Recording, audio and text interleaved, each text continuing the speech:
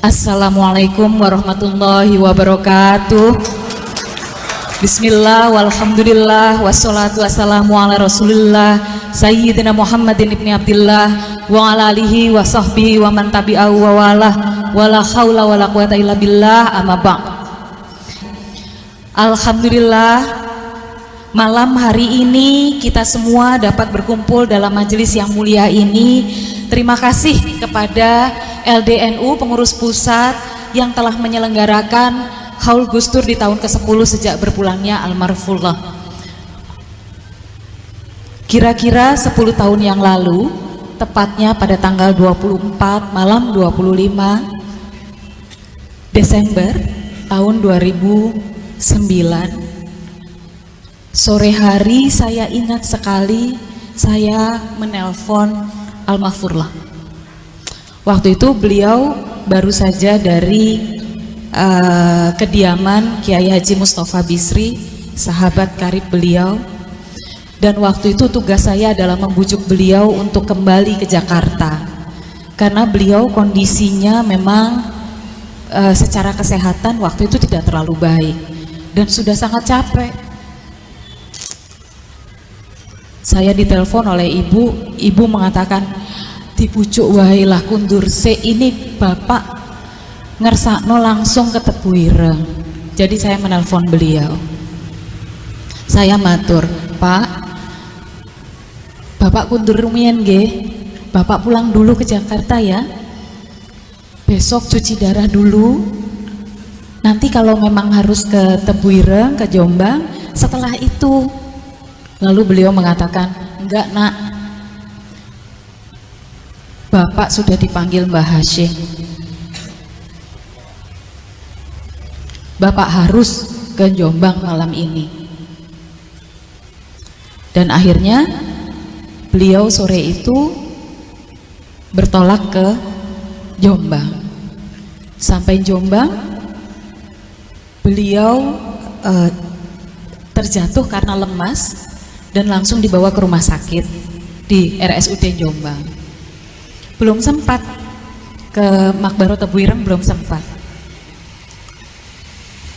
Kami mengupayakan agar beliau mendapatkan waktu untuk beristirahat di rumah sakit umum daerah Jombang. Lalu saya menelpon dokternya, meminta dokter dari RSUD Dr. Sutomo Surabaya untuk menyusul ke Jombang, sambil membujuk beliau untuk kerso, untuk mau pergi ke Surabaya dan masuk rumah sakit. Dan saya menelpon lagi, saya matur, bapak ke Surabaya dulu nggih, istirahat rumiyin di rumah sakit. Lalu beliau mengatakan iya. Jadi kami segera menyiapkan ambulans. Beliau masuk ke dalam ambulans, kemudian dibawa. Dalam perjalanan di Mojokerto beliau bertanya, iki nang ndi? Mojokerto pak. Loh kok Mojokerto? Aku ini mau ke Tebu Ireng. Anu kan mau ke rumah sakit dulu ke Surabaya. Enggak, aku ini dipanggil Mbah Hashim, jadi aku harus sampai ke Tebu Ireng. Maka malam itu juga ambulansnya berbalik arah, kembali ke Makbaro, ke Tebu Ireng. Beliau berziarah, lalu beliau berpesan kepada salah satu sepupu beliau, menyampaikan bahwa, Dek, minggu ngarep aku rene, minggu depan saya kesini, tolong sampean tungakno yo, tolong Anda doakan. Dan seminggu kemudian kami mengantarkan beliau untuk dimakamkan di Tebu Ireng. Kita tidak pernah tahu kapan usia kita dipanggil, usia kita dihentikan.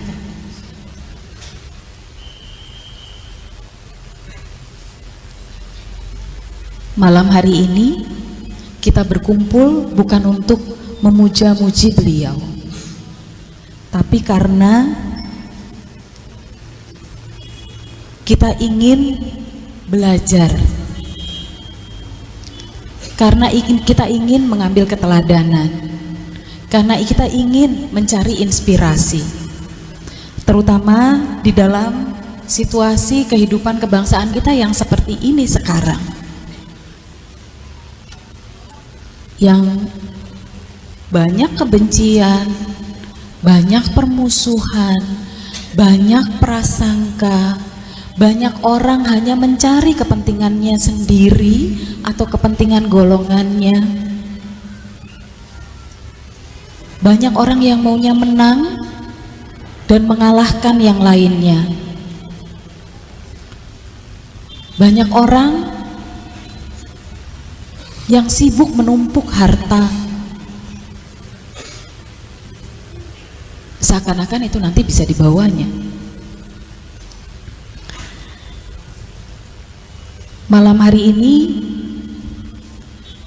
kita tidak hanya belajar tentang Gus Dur, tapi melalui belajar tentang Gus Dur kita belajar dari para pendahulunya, dari para guru-gurunya. Karena beliau selalu menyampaikan di mana-mana, saya ini hanya muridnya Poro Yai, saya ini muridnya Mbah Hashim, saya ini muridnya Mbah Wahid, saya ini muridnya Mbah Bisri Sansuri, saya ini muridnya Mbah Wahab. Beliau selalu mengulang-ulang itu.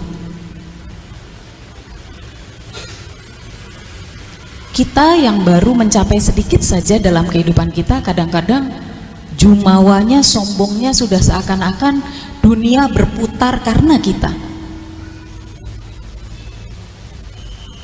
Seberapa sering kita mengingat guru-guru kita?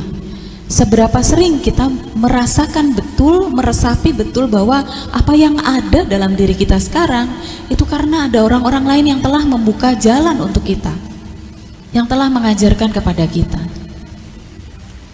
Malam hari ini kita belajar. Semoga kita dapat meneladani kesederhanaan Gus Dur, yang setengah tahun sebelum beliau wafat, beliau masih meminjam uang kepada saya karena tidak punya uang. Beliau mantan presiden, beliau 15 tahun menjadi ketua umum organisasi masyarakat Islam terbesar di dunia. Beliau menulis, beliau bicara di mana-mana, tapi beliau tidak punya uang. Kenapa? Karena setiap kali kami bertanya, setiap kali saya bertanya, Pak, mbok saya dibelikan ini, mbok saya dibelikan itu, beliau selalu mengatakan, nggak punya uang nak. Tapi itu Bapak punya uang di laci. Itu uang titipan untuk rakyat, bukan uang kita.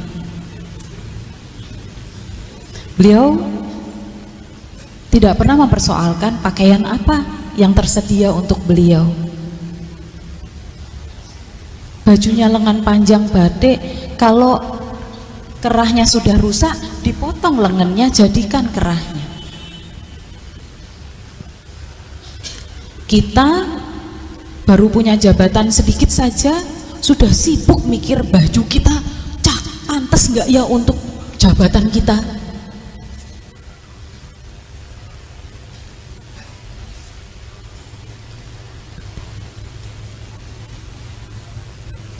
Apakah kita bisa meneladani zuhud beliau dari gemerlap kekuasaan dan materi? Banyak orang ketika sudah memiliki jabatan lalu lupa bahwa jabatannya adalah amanah, wasilah untuk kemaslahatan umat. Semoga kita dapat meneladani kerendahan hati beliau dalam memandang sesama manusia yang setara di hadapan Allah Sang Pencipta. Kita semua ini hamba. Kita hanya menghamba kepada Allah Subhanahu wa Ta'ala. Kita tidak menghamba pada yang lainnya, dan kita juga tidak boleh memperhambakan orang lain. Mampukah kita dengan sungguh-sungguh melihat orang lain sebagai makhluk yang setara dengan kita, walaupun dia berbeda, walaupun dia dari kelompok sosial yang lebih rendah, walaupun dia dari kelompok orang-orang yang membenci NU, membenci kita. Semoga kita juga dapat meneladani Al-Mahfurlah, memiliki rasa humor untuk menertawakan diri sendiri. Gus Dur paling jago mentertawakan diri sendiri. Beliau tidak pernah menggunakan humornya untuk merendahkan orang lain, tapi selalu menertawakan diri sendiri. Karena menurut beliau, menertawakan diri sendiri itu membantu mengingatkan diri kita untuk tetap rendah hati.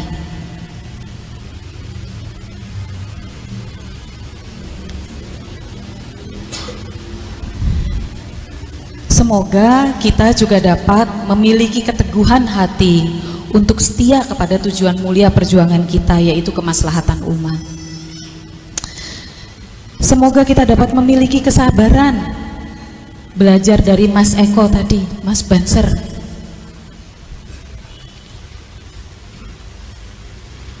Kita harus mendaki jalan terjal memperjuangkan keadilan bagi sesama bangsa Indonesia. Semoga kita diberi kesabaran. Semoga kita dapat meneladani kebesaran jiwa Al-Mahfurlah dalam menerima kekalahan dan kegagalan hidup.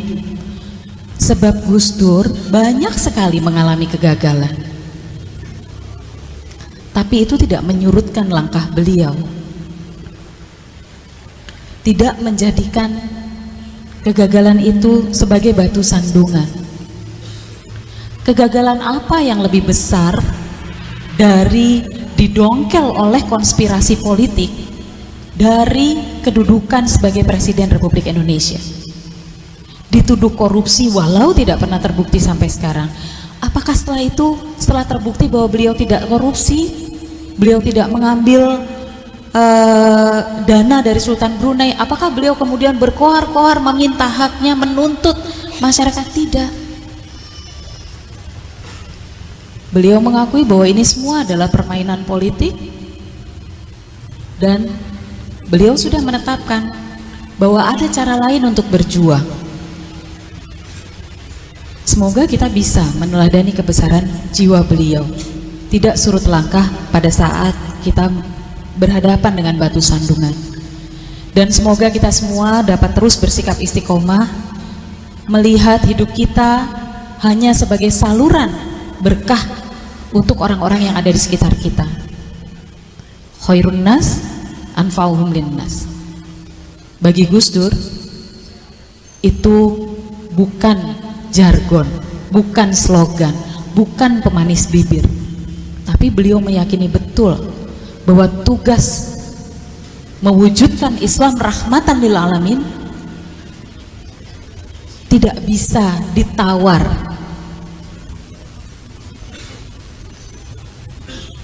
Semoga kita bisa meneladani semua itu. Kalau tidak semua, ya secuil saja. Kalau tidak keseluruhannya, ya 1 atau 2 saja. Semoga kita tidak mendewa-dewakan beliau, tapi melupakan teladan dari beliau. Gus Dur tidak suka dipuja-puji. Gus Dur tidak pernah merasa bahwa dirinya lebih hebat dari orang lain. Gus Dur hanya menjiwai perjuangannya. Dan semoga kita semua, hadirin hadirat semua yang ada di sini, mendapatkan kesempatan untuk belajar dari keteladanan beliau, dari para guru-guru kita nanti, Kiai Mustafa Akil dan Kiai Kafabi. Dan semoga itu menjadi bekal kita untuk menjadi manusia yang lebih baik, yang bermanfaat untuk masyarakat sekitar kita, untuk agama, untuk umat muslim di Indonesia. Tugas NU saat ini berat dan besar, ketika wajah Islam di seluruh dunia itu adalah wajah yang menakutkan, yang menyedihkan, puing-puing di sana sini. Semoga NU, semoga kita para Nahdliyin tetap teguh memegang semangat para masyayikh, para muassis yang telah mendirikan NU sebagai wadah kita semua untuk meningkatkan kemaslahatan umat. Terakhir, saya menyampaikan salam dari Ibu Sinta Nuriyah Abdurrahman Wahid dan kami Dzurriyyah Kiai Haji Abdurrahman Wahid di Ciganjur. Sekali lagi terima kasih sudah menemani kami untuk memanjatkan doa-doa. Kita kirimkan kepada beliau sebagai persaksian atas kehidupan beliau yang membawa manfaat untuk kita. Semoga jasa baik Bapak Ibu sekalian, terutama itikat baik dari LDNU mendapatkan balasan yang berlipat-lipat ganda. Doa-doa dari Bapak Ibu adalah hadiah yang terbesar bagi kami. Tidak jadi pahlawan nasional nggak apa-apa, yang penting didoakan orang banyak, yang penting diteladani, dan yang penting diteruskan perjuangannya supaya cita-cita umat, cita-cita masyarakat dan cita-cita bangsa yang adil, makmur, sentosa dapat terwujud. Terima kasih. Wallahul muwaffiq ila aqwamit thoriq. Assalamualaikum warahmatullahi wabarakatuh.